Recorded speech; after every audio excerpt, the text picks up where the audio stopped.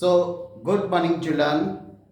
शुरू करते हैं आज चैप्टर नंबर 7। वैसे 8 शुरू करना था लेकिन बच्चों ने कहा सर चैप्टर नंबर 7 को थोड़ा बताइए क्योंकि उसमें ज़्यादा डाउट्स हैं, तो इसलिए मैंने 7 लिया। ठीक है। और वैसे भी जैसे जैसे मैथ्स का पेपर पास आ रहा है तो मौसम की गर्मी तो बढ़ रही है लेकिन मैथ्स सब्जेक्ट की भी गर्मी बढ़ती जा रही है। ठीक है, चलिए शुरू करते हैं चैप्टर नंबर 7। चैप्टर नंबर 7 में सबसे पहले आएगा डिस्टेंस फॉर्मूला, फिर आएगा हमारे पास section formula, mid point formula, coordinate of the centroid. Mainly हमारे ये फॉर्मूला तो हैं, ये तो भाई ये फिक्स फॉर्मूला है, इस पर बेस क्वेश्चन आना ही आना है। लेकिन क्वेश्चन रिलेटेड क्वाड्रिलेटरल भी जरूर आते हैं। जैसे वो कहेगा कि 3 coordinate of the square are this, find the coordinate of the fourth vertex.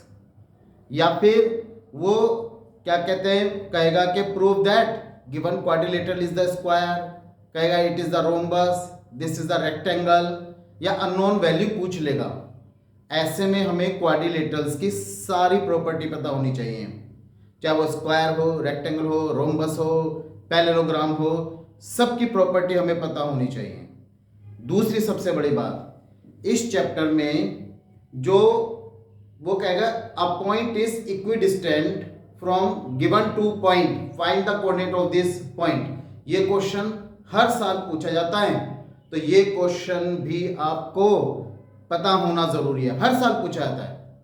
अब इसमें कॉमन मिस्टेक क्या करते हैं बच्चे कॉमन मिस्टेक करते हैं, वो लगाते हैं मिड पॉइंट फॉर्मूला। जहां वो कहता है इक्विडिस्टेंट फ्रॉम 2 पॉइंट, वो लगाते हैं मिड पॉइंट फॉर्मूला, जबकि उसमें कहीं नहीं लिखा हुआ कि ये जो 3 पॉइंट है, यानी 2 पॉइंट वो जहां से वो इक्विडिस्टेंट है और एक हमारा पॉइंट जो हमें फाइंड आउट करना है, ये तीनों पॉइंट कोलिनियर हैं या फिर कहिए कि ये स्ट्रेट लाइन में, कहीं नहीं लिखा होता, लेकिन फिर भी हम मिड पॉइंट फॉर्मूला अप्लाई कर देते हैं। एग्जामिनर हमें सीधा 0 देता है।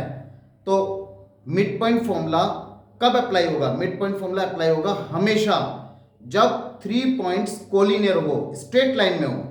अगर 3 पॉइंट कोलिनियर नहीं है तो आप मिड पॉइंट फॉर्मूला अप्लाई नहीं कर सकते, ये कॉमन मिस्टेक है। तो ये बात आपको याद नहीं है कि जब कभी कहेगा the given point is equidistance from 2 point, never use mid point formula, always use distance formula. ये बात आप याद रखेंगे, वेरी गुड।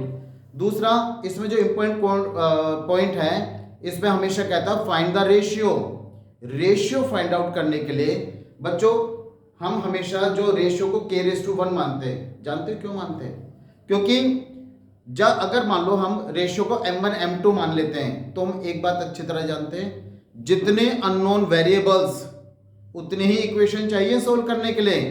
अगर आप रिक्वायर्ड रेशियो को m1 m2 मानते हैं तो 2 अननोन वेरिएबल हो गए आपके पास।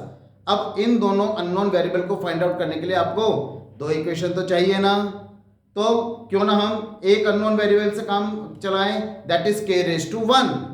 तो आप k/1 मानिए जब भी अननोन वैल्यू फाइंड आउट करनी हो। Thank you.